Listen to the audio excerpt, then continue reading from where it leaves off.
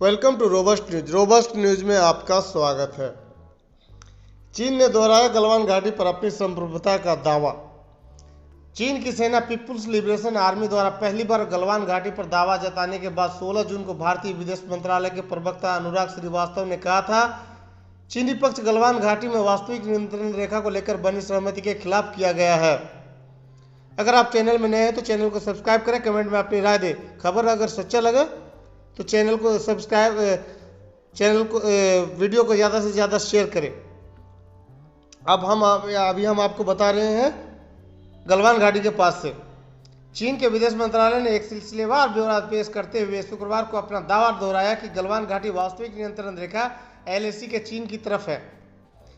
संवाददाताओं से बातचीत के दौरान चीनी विदेश मंत्रालय के प्रवक्ता झाओ लिजियान ने कहा, गलवान घाटी वास्तविक नियंत्रण रेखा के चीनी हिस्सा में आती है। कई वर्षों से यह चीनी सुरक्षा गार्ड गश्त कर रहे हैं और अपनी ड्यूटी निभाते हैं। इस दावे से एक दिन पहले ही भारत ने गलवान घाटी पर चीनी सेना के संप्रभुता के दावे को खारिज कर दिया था और चीन से अपनी गतिविधियां LAC के उस तरफ तक ही सीमित रखने को कहा था। भारत का कहना है कि इस तरह का बड़ा चढ़ा कर किया गया दावा 6 जून को उच्च स्तरीय सैन्य वार्ता में बनी सहमति के खिलाफ है। बता दें कि चीन के इस दावे से पहले शुक्रवार को ही सर्वदलीय बैठक में प्रधानमंत्री नरेंद्र मोदी ने कहा था, न वहां कोई हमारी सीमा में घुस आया है, न ही कोई घुसा हुआ है, न ही हमारी कोई पोस्ट किसी दूसरे के कब्जे में है। लद्दाख में हमारे 20 जांबाज शहीद हुए, लेकिन जिन्होंने भारत माता की तरफ आंख उठाकर देखा था उन्हें वो सबक सिखाकर आए।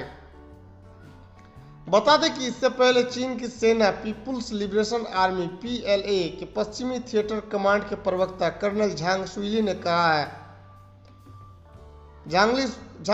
कहा था, गलवान घाटी क्षेत्र पर संप्रभुता हमेशा चीन से संबंधित रही है।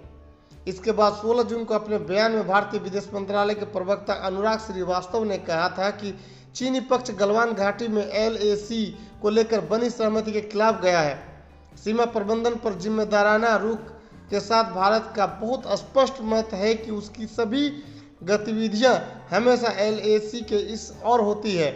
हम चीनी पक्ष से अपेक्षा करते हैं कि वह अपनी गतिविधि को LAC के अपनी तरफ सीमित रखे।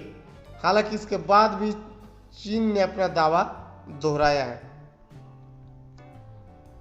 वहां चीनी विदेश मंत्रालय द्वारा शुक्रवार को किए गए दावे पर अब तक भारतीय विदेश मंत्रालय की तरफ से कोई प्रतिक्रिया नहीं आई है। बता दें कि 1962 के चीनी मानचित्र में उसकी सीमा श्योक नदी तक जाती है, जो कि आज भारत के लिए विवादित क्षेत्र है। हालांकि भारत ने गलवान घाटी को हमेशा ऐसे क्षेत्र के रूप में देखा है जहां वास्तविक नियंत्रण रेखा LAC पेनोंग सो की तरह विवादित नहीं रही है। बता दें कि भारत चीन में गलवान की अहम भूमिका रही है, क्योंकि यह पहला भारतीय पोस्ट था जिसे चीन ने 1962 की गर्मियों में पार किया था और यहीं से पहली लड़ाई की शुरुआत हुई थी।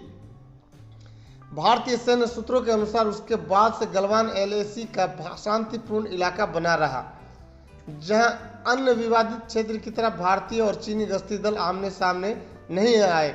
लेकिन अब हालात बदल गए हैं। 1962 के बाद 50 साल बाद गलवान नदी घाटी पर कब्जा PLA को भारत की दरबुक श्योक दौलत बेग ओल्डी DSDBO सड़क की स्थिति पर रणनीतिक वर्चस्व प्रदान करता है, जो लेह को काराकोरम दर्रे से जोड़ता है। बता दें कि पूर्वी लद्दाख के पेनोंग सो, गलवान घाटी, डेम चौक और दौलत बेग ओल्डी इलाके में भारतीय और चीनी सेना के बीच गतिरोध चल रहा है।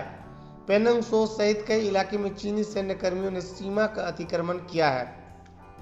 वहीं संवाददाताओं से बातचीत के दौरान चीनी विदेश मंत्रालय के प्रवक्ता झाओ लिजियान ने 15 जून को पूर्वी लद्दाख में हिंसक झड़प के लिए एक बार फिर भारत पर दोष मढ़ा है।